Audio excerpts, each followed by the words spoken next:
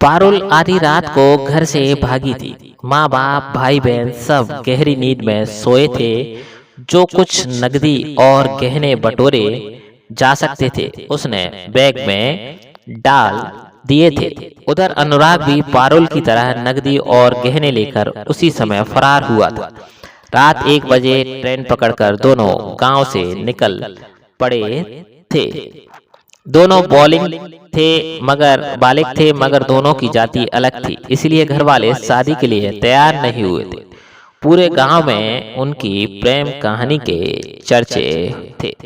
जब सुबह गांव में उनके भागने की खबर फैली तो किसी को आश्चर्य नहीं हुआ। लोगों ने यही कहा कि ये तो एक दिन होना ही था। दोनों के घर वालों ने भी ढूंढने की कोशिश नहीं की, ना पुलिस में कोई रिपोर्ट दी गई। उधर पारुल और अनुराग दोनों मुंबई पहुंच गए। वहां एक दोस्त की मदद से दोनों ने कोर्ट मैरिज कर ली थी। दोनों घर से 7 लाख का सोना 2 लाख नकदी चुरा कर लाए थे, इसीलिए पैसों की अभी कोई कमी नहीं थी। दोनों ग्रेजुएट भी थे, कमा कर भी खा सकते थे। मतलब उनके प्रेम विवाह में ना कोई रुकावट आई और ना कोई बवाल हुआ। बड़े सस्ते से वे एक दूसरे के हो गए। हालांकि इस प्रेम कहानी के लिए फिर भी उन दोनों ने बहुत कुछ खो दिया था। सिर्फ एक शख्स को पाने के लिए दोनों ने अपना पूरा परिवार खो दिया था। अब इस दुनिया में उनका हितैषी कोई नहीं था। जन्म देकर इतना बड़ा करने वाले माँ बाप के लिए वो एक कलंक बन चुके थे। शुरू के कुछ महीने तो उन दोनों में जमकर ऐश की। फिर जब पैसे खत्म होने को आए तो एक कमरा किराए पर लेकर रहने लगे। फिर महीने भर में सारे पैसे खत्म हो गए।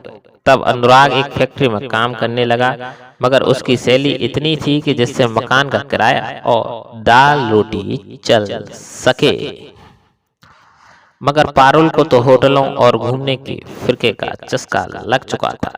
धीरे धीरे उन दोनों में तकरार शुरू हो गई। पारुल कहती है कि ढंग की नौकरी करो, इस नौकरी से तो घर के खर्च भी पूरा नहीं निकल पा रहे।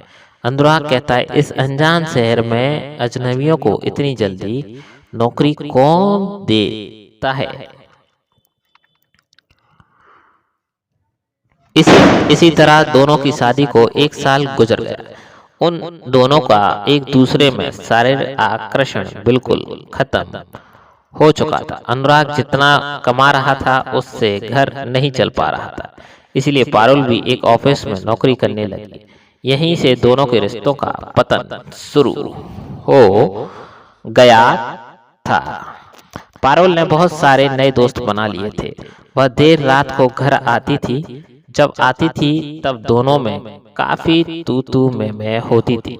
जिस सच्चे प्यार के लिए दोनों ने एक घर से भागने का रिस्क लिया था, उस प्यार का तो कोई नामो निशान भी नहीं बचा था। फिर रोज रोज के झगड़े को खत्म करने के लिए पारुल ने जब अनुराग के पास आना ही छोड़ दिया था, पारुल अब दूसरे मकान में रहने लगी जहां उसके दोस्त उसके साथ होते थे।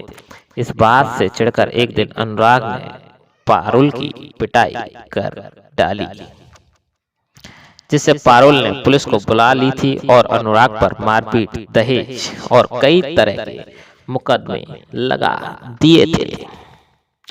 जब अनुराग जेल में था तब पारुल ने कोर्ट में तलाक का मुकदमा दायर कर दिया और इस तरह से एक प्रेम कहानी का अंत हुआ।